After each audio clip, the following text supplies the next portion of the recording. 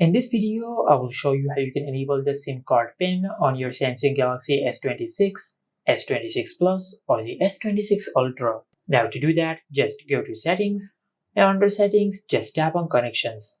Under the Connection Settings, just scroll down and tap on SIM Manager.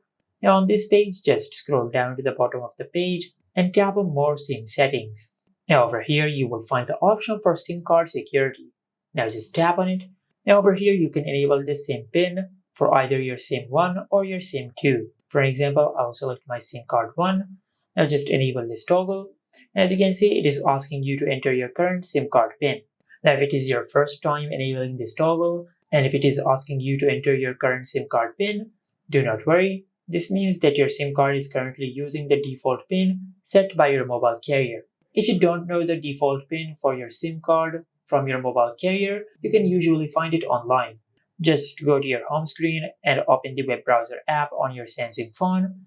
Then in the search bar, just search this default SIM PIN for your specific SIM card. And after you do that, you will find the PIN. It is usually a 4-digit PIN. After you get the PIN, then just enter it into this section. Then tap on OK. And after you do that, you'll enable the SIM PIN on your Samsung phone. If you want to change the PIN, just tap on Change SIM PIN. And over here, just enter your current SIM card PIN.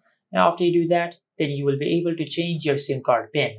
Now, if you have two SIM cards, you can enable this option for each SIM card separately. As you can see, we have enabled it for SIM 1, and it is currently disabled for SIM 2.